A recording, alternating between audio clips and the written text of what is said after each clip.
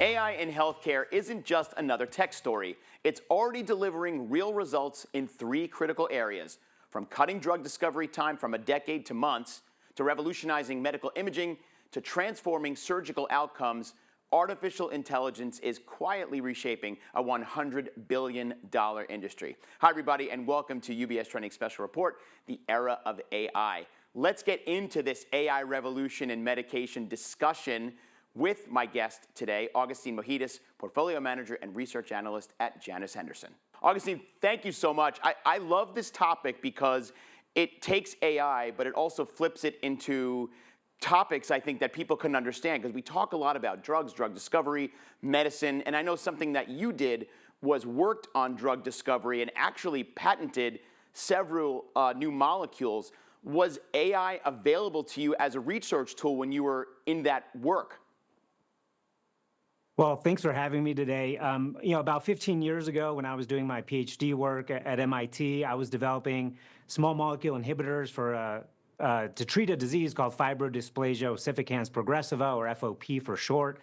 We were developing specific inhibitors of a protein called ALK2, and unfortunately, at the time, I did not have AI or machine learning capabilities at my disposal. It was still the very early days of using what's called structure-based drug design to generate molecules. And so what I did in the lab, together with my collaborators, is we physically synthesized dozens, even hundreds of molecules.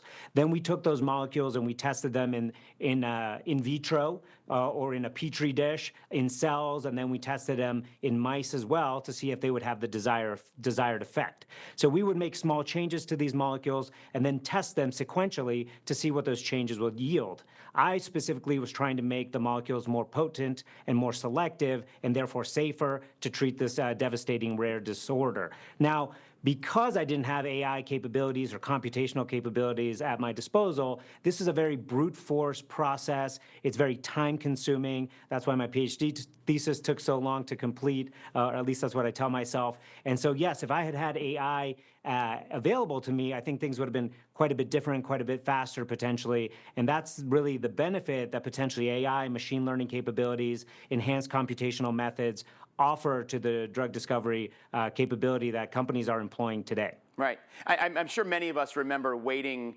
breathlessly for the vaccine for COVID to come to market after testing and testing. We all wish it could have been done in just a couple of weeks. Of course, it took a lot longer than that. And so I imagine that with drug discovery, we're looking at faster results because of various things like computational results are faster, it's more predictive. So focusing on that, how much faster can we expect to see some of these new therapies come to market? Yeah, so on average, it takes 7 years to bring a drug from early stages of clinical testing all the way through approval.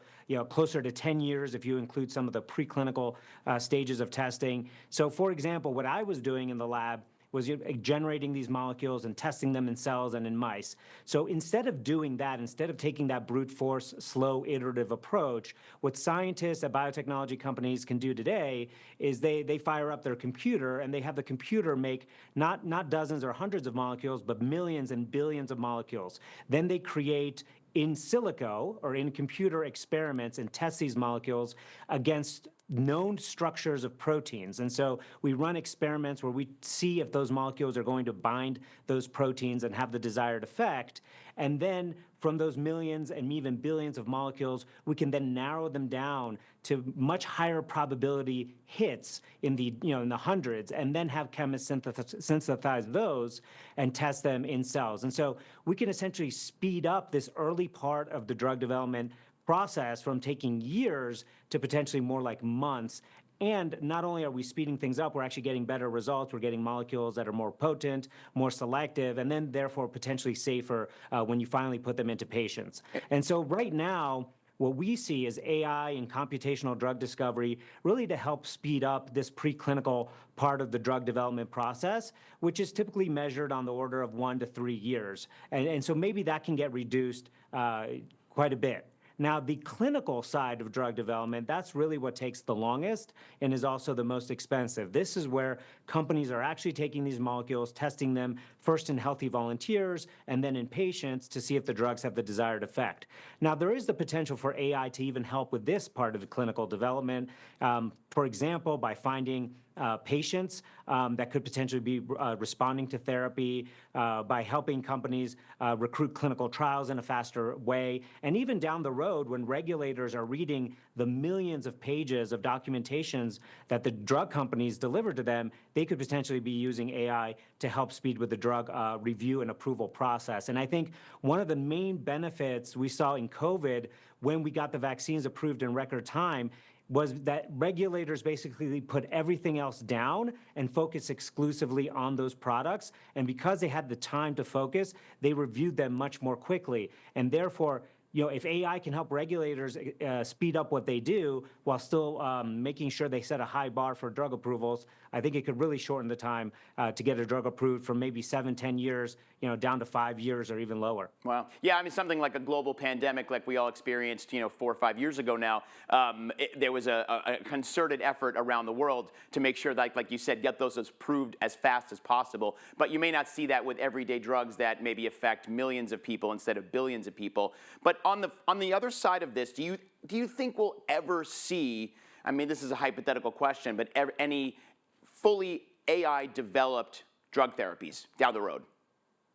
Yeah, look, I think right now AI is being incorporated into certain segments of the drug development process, but certainly not, all of it. That being said, for example, right now we can use AI to predict the structure of a protein. We can go from DNA sequence, which we have thanks to the Human Genome Project and the fact that genomic sequencing has decreased in price, significantly. So we have lots of genetic information. But what we don't have is structural information. How do we convert this genetic information into the actual three-dimensional structure of these proteins?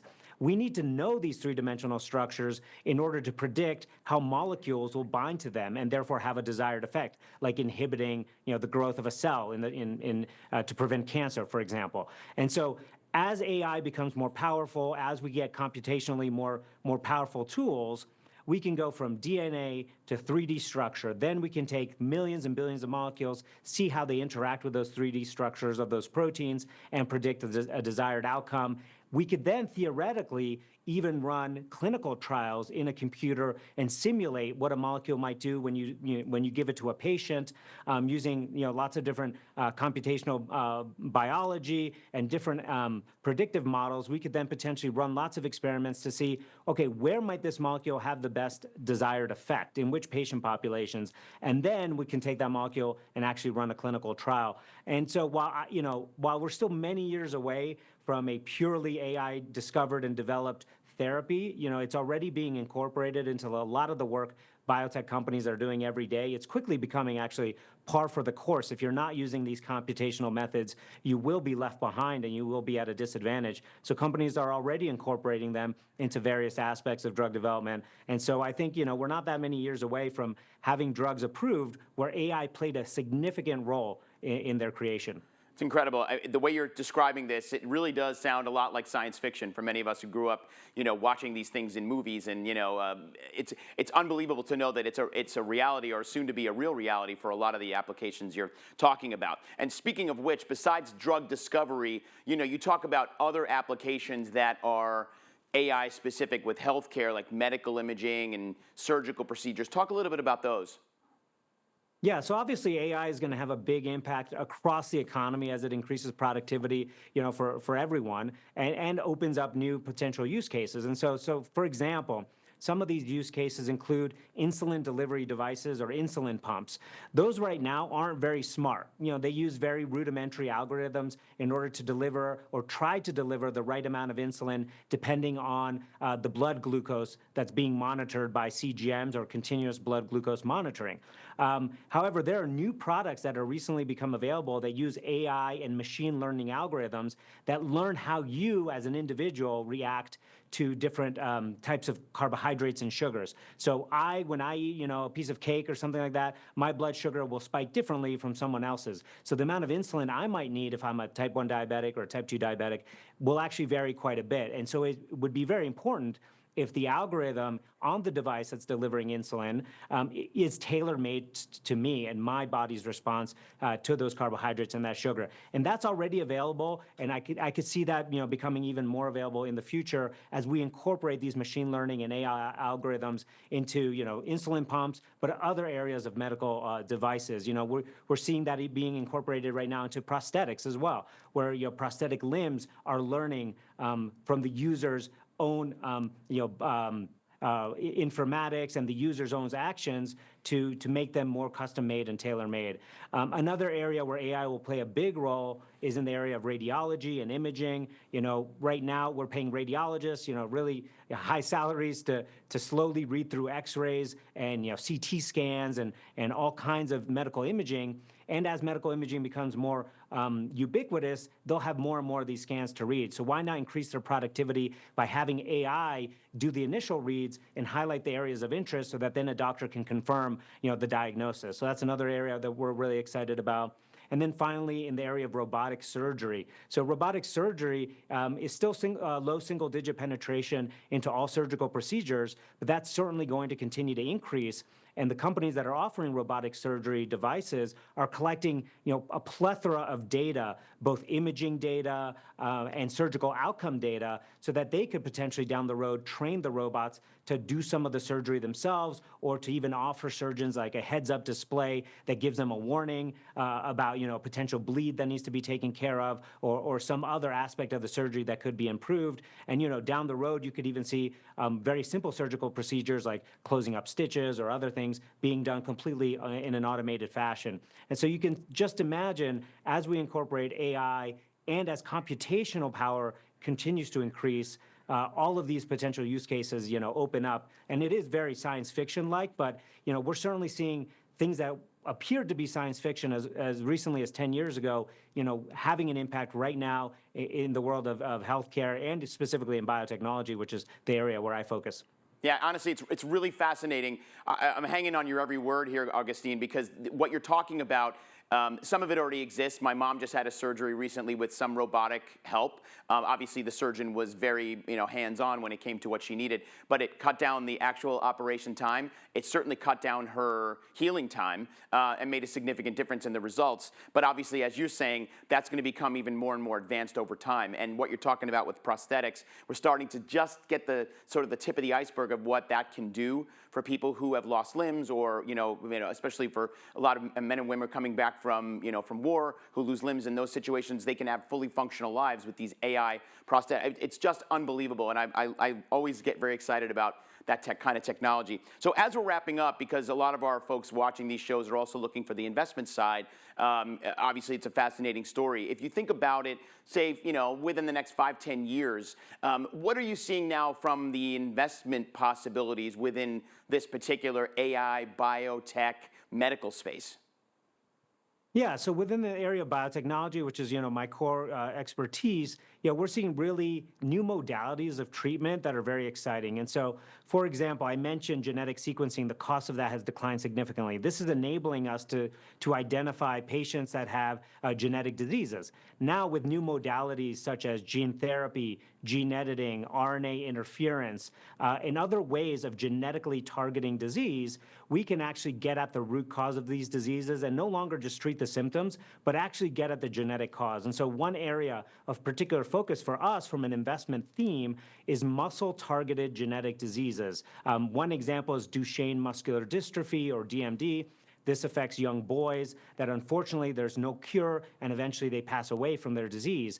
Well, we've just recently had the first gene therapy approved for DMD, and so that's really exciting. That enables a virus essentially to transmit the missing protein that these kids are missing. It's called dystrophin. It's a shock absorber for the muscle, and so that's really exciting. But that's just that's not it. That's not all we're doing in muscle-targeted rare diseases. We can now specifically deliver genetic medicines to muscle using an antibody called transferrin that allows us to deliver a genetic payload straight into the muscle, and we're targeting diseases that have never been targeted before, such as myotonic dystrophy type 1 or FSHD, which is another rare muscle disease these affect tens of thousands of people in the United States alone, up to 50,000 actually for DM1 and FSHD each. And so it's really exciting to be able to actually get at the root cause of diseases as opposed to just treating symptoms. It's excellent. Yeah, looking forward to seeing where that goes. But Agustin, thank you so much. What a terrific conversation. Love to get you back in the new year because I think there's a lot that we can even talk about more detailed about this particular topic. Thanks for joining me. Okay, thanks for having me. Great, Agustin Mohedas from Janus Henderson. And for more information on this topic and more, visit our website, ubs.com/AI-hub, HUB, right there on your screen. Lots of great content up there, all related to artificial intelligence. And make sure to follow UBS on social media, LinkedIn, Facebook, Instagram, as well as X. And plus, you can check out our dedicated Instagram channel at UBS Trending for lots of studios content you're not going to find anywhere else. And as always, if you have any questions about your portfolio, make sure you're chatting with your financial advisor. Until next time, I'm Anthony Pastore. Have a great day, everybody. We'll see you soon.